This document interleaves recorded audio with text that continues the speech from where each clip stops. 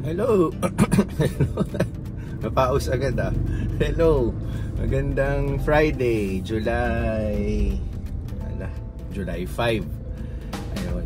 So, magdi-deliver tayo ng itlog, pero mamaya na 'yon. Ang gagawin kasi natin ngayon is pupunta tayo sa Zapote, papuntang Cavite na 'yon, no? Dito Alabang Zapote Road. Kung maaalala nyo, may vlog ako. Pumunta ako doon sa shop kung saan binili ni Papa yung motor niya at pinick up ko yung registration ng motor niya. So this time around, doon ang balik natin para kunin naman ang plaka ng motor niya. So yun na yung magpapakompleto sa kanyang purchase sa motor, yung plaka. And para fully magamit niya na yung motor niya ng legal, no? Although nagagamit niya naman ngayon with the registration and temporary plate, pero yun yung tatapos sa lahat ng mga dokumento na pag-purchase mo ng motor, kompleto ka na. So yun ang gagawin natin ngayon. And then dadaan lang tayo saglit sa bahay ni Mama dahil pupunta ngayon dun si Utol, yung Utol kong babae. Kailangan kong magpaabot ng 1-by-1 picture dahil mag-a-apply si Utol ng Fetcher's ID. Fetcher's ID ang tawag, no, sa school nila kung saan binibigyan niya ako ng authorization or permission i-pick up yung anak niya. So ganun din, vice versa. Kailangan din namin mag-request ng ganun para bigyan yung kapatid ko, para bigyan naman siyang permission pick upin si Pixar. So yun, para yun sa mga times na hindi kami pwedeng mag-pick up, and ganun din si Utol, no. So sa school kasi kailangan ng ganon para palabasin nila yung bata sa school pag dismissal time na nila, which is yun ang dapat, no, para hindi basta-basta nakukuha ng kung sino-sino yung mga bata, lalo na yung mga nagpapanggap, no, tapos yung mga guardia hinahayaan lang lumabas yung mga bata. So doon nagsisimula yung mga aberya, kidnapping, yan, mga ganyan. So doon muna tayo sa safety. So yun ang inaasikaso natin. Kailangan natin ng Fetcher's ID. So ayun, for today, yun ang so far ang ating gagawin, dahil kahapon, the other day, natapos na natin yung mga gawain natin for Ready Hit Go, which is today ang luto, no? Today ang luto sa Ready Hit Go. Yan, at nagbabadya na naman ang masamang panahon. Sana wag naman matuloy, dahil pag natuloy ito, mukhang malakas-lakas na buhos to, no? Yan. So nandito tayo sa BF Resort. Punta muna tayo sa amin. Ito-drop natin yung aking 1-by-1 picture para makuha na ni Utol. May abot ako sa'yo kasi dadaan dito si Dayan. Nandyan daw kasi siya sa office, sa Polylite. Okay. Tapos sabi niya dadaan siya rito kasi iiwan ko daw tong picture, ID picture. Kanino yan? Akin. Mag-a-apply siya nung ID ni ni Axton. Para pwede kong pick upin si Axton sa school. Oo. Gagawa siya. Dadaan daw siya rito. Tapos ito, kulang ko. 1-by-1. 1-by-1 ba yan? Kaso pa, ginupit mo ata ako eh. Hindi. Standard yan. Mukha mo. Okay na yan. Parang ganito lang, oh. May luma ako. Ito yung luma. Oh. Oh. Ganyan yan. Siya naman ang mag-aano. Sige. Si Dino yun, oh. Ayun yung... Oh, ayun yung ano niya.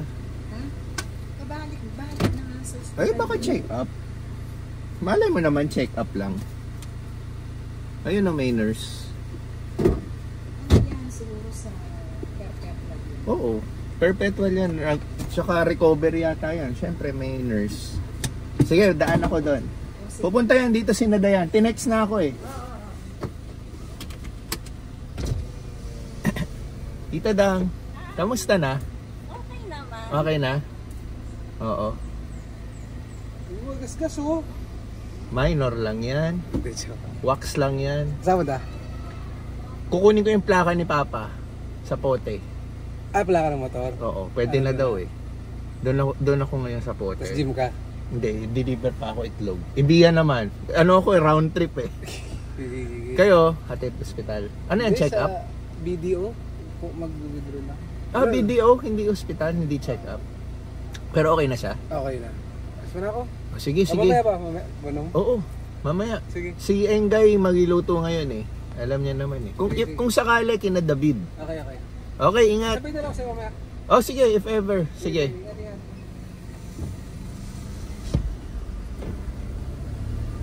Ayun, kaibigan, tropa ko dito sa street namin kasi yung kamag-anak nila recently na-atake sa hospital noon na mild stroke yata. So, right now okay na. Recovery na. So, yun. Nakikibalita tayo yung nangyari yun. Pero, ayun nga, syempre hindi mo maiwasan yung mga ganong atake. Pero, ang good thing, at least okay na, di ba?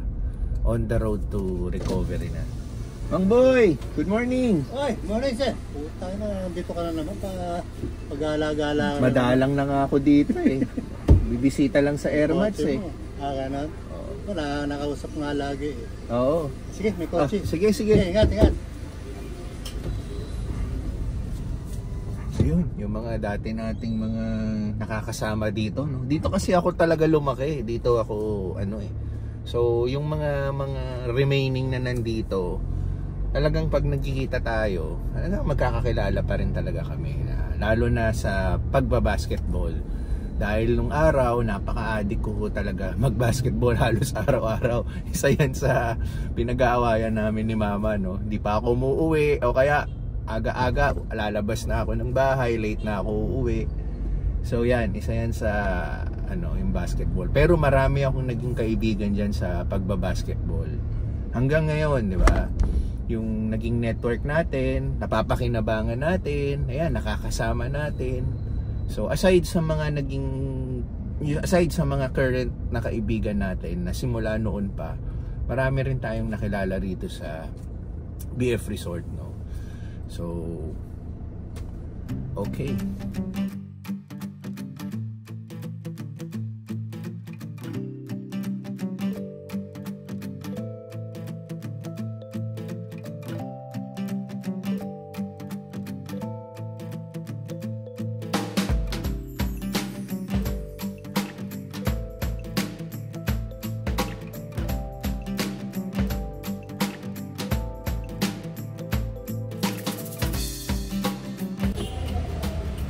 Kuya?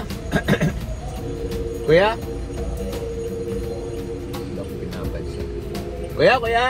Saan ako pwede pumarada? Oo. May kukunin lang ako plaka. Wala ba nang uhuli? Sige, hanap tayo. Itong problema, parking. Mahirap yung saglit ka lang, tapos bubulaga sa'yo, enforcer. Ayun, kailangan natin maghanap ng paradahan. Okay, nakahanap tayo, nakatsempo tayo. May umalis na kotse, tapos sinundan na natin. Tayo na yung pumalit. Dito lang tayo, sa tabi ng entrance ng, ano ba to? Tuwason Village. Dito sa Alabang, sa Pote Road. At least wala tayo sa highway. Nakakatakot kasi dito sa highway eh. Marami ako napapanood yung saglit ka lang sa highway. May kinuha ka lang sa isang shop, tapos natikitan ka na o kaya inano na yung gulong mo. Yung ano ang tawag doon? Kinlamp na yung gulong mo. So, mas malapit lang tayo dito sa Honda. Ito siya, wala akong paradahan, no? Lahat ng motor nandito.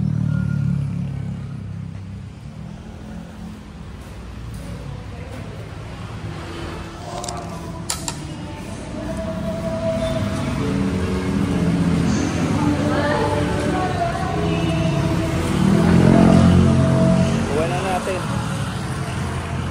Mabilis lang naman.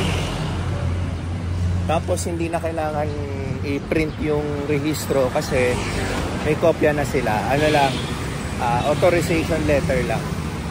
So, okay na. Mission accomplished sa plaka. Dito na yung plaka mo.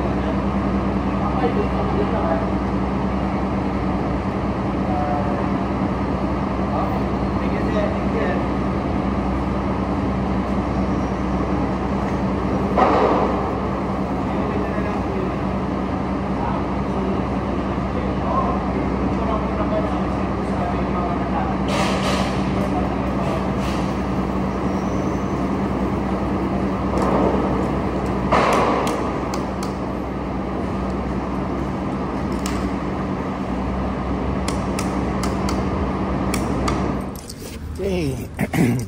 Tapos na tayo mag-workout. Tamang exercise lang tayo today, hindi paspasan. Siya nga pala, nakikita nyo sa background ko itong South Residences 2. Ayan, yan. Ano, nasa kalahati na, no? Nakatayo na lahat, no? So, ito yung original South Residences. Ayan. Tapos yun yung 2.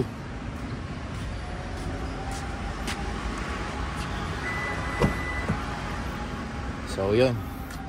Okay, yan.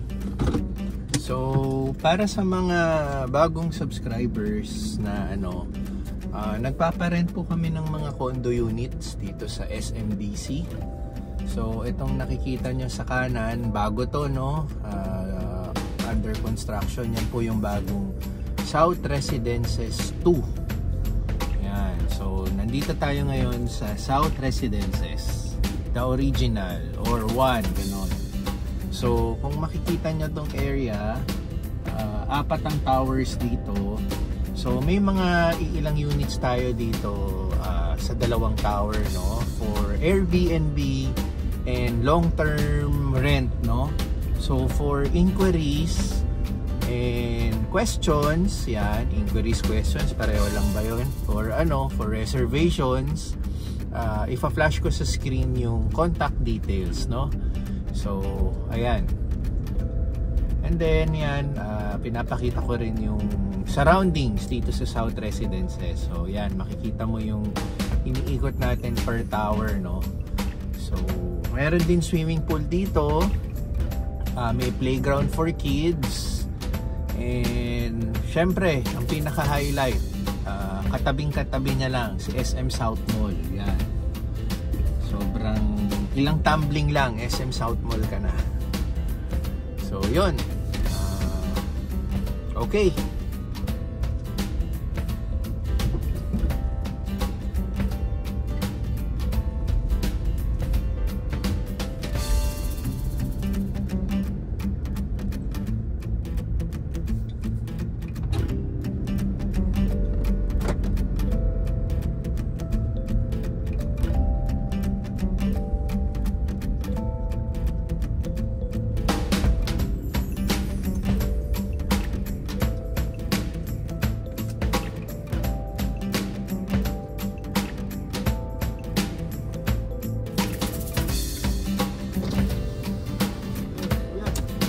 Salamat.